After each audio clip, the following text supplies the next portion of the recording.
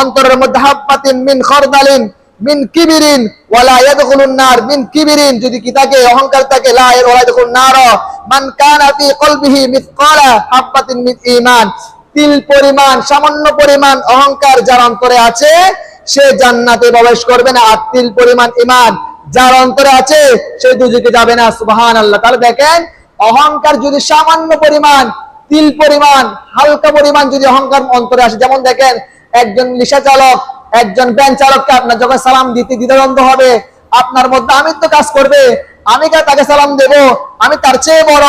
একজন যখন আল্লাহ রাসূল একটা হাদিস শরীফ, আল্লাহ রাসূল হযরত আনাস বিন মালিক বলেন, আমি আল্লাহ রাসূল দরবারে 10 বছর খাদিম ছিলাম, কখনো কোনোদিনও কোন সময়ে আমি আল্লাহ রাসূলকে আগে সালাম দিতে পারি নাই, আল্লাহ রাসূল আমাকে আগে সালাম দিয়েছেন। সুবহানাল্লাহ। তাহলে দেখেন, পৃথিবীর মধ্যে শুরু থেকে শেষ পর্যন্ত, কিয়ামতের মাঠ পর্যন্ত, কিয়ামত শেষ দিবস পর্যন্ত আল্লাহ সৃষ্টির মধ্যে সর্বশ্রেষ্ঠ সৃষ্টি হচ্ছে আল্লাহ রাসূল। ওই রাসূল শিক্ষা দিয়েছেন কখনো আমিত্ব, কখনো বরত্ব দেখাবে না। আল্লাহ রাসূল নিজে ছোটদের সালাম দিয়েছেন। হযরত আনাস বর্ণিত, উনি বলেন, আমি হযরত আনাস কখন আল্লাহ রাসূলকে আগে সালাম দিতে পারি নাই, কেননা আল্লাহ রাসূলের শিক্ষা ছিল আল্লাহ রাসূল আমাকে আগে সালাম দিত। সুবহানাল্লাহ।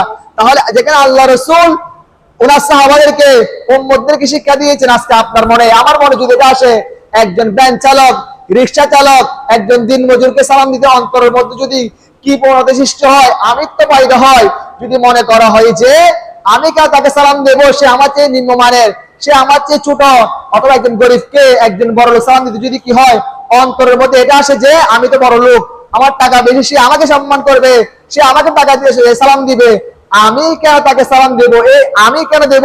আল্লাহ সেজন্য বলেন, যে সমস্ত ব্যক্তির অন্তরের মধ্যে অহংকার থাকে, আল্লাহ রাসূল বলেন সামান্য পরিমাণ, মিসকালা, যদি অন্তরের মধ্যে সামান্য পরিমাণ, মিন কিবিরিন, যদি কি থাকে অহংকার থাকে, তার জন্য ধ্বংস হচ্ছে অনিবার্য। আবার আল্লাহ রাসূল বলেন, ওয়ালা ইয়াদখুলুন নার, সে জাহান্নামে যাবে না, মান কানা ফি কলবিহি, তার অন্তরে যদি থাকে মিসকালা হাব্বাতিন, সামান্য পরিমাণ, মিন ঈমান, সামান্য পরিমাণ ঈমান। সুবহানাল্লাহ। তাহলে যে ব্যক্তির অন্তরে ঈমান থাকবে সে কখনো অহংকার করতে পারবে না। এখানে বুঝতে হবে দুইটা কথা, একটা হচ্ছে সামান্য পরিমাণ যদি অহংকার থাকে, সামান্য পরিমাণ যদি অহংকার কাজ করে, তাহলে ওই ব্যক্তি জান্নাতে প্রবেশ করবে না। আবার যার অন্তরে সামান্য পরিমাণ ঈমান থাকবে সে জাহান্নামে যাবে না। বুঝতে হবে।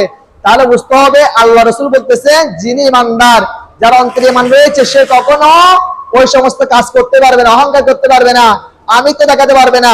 আল্লাহ রাসূলের এই হাদিস শরীফ থেকে আমরা জানতে পারি।